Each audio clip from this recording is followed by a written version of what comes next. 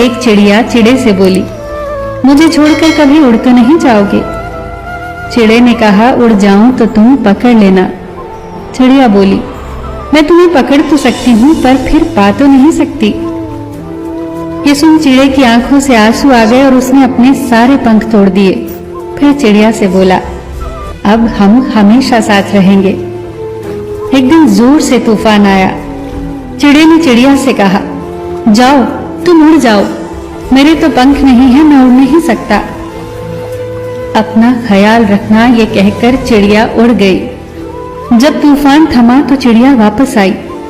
उसने देखा चिड़ा मर चुका था और एक डाली पर लिखा था, काश वो एक बार तो कहती कि मैं तुम्हें नहीं छोड़ सकती, तो शायद मैं तूफान के आने से पहले न मरता। किसी से साथ निभाने का वायदा करो तो जीवन भर निभाओ।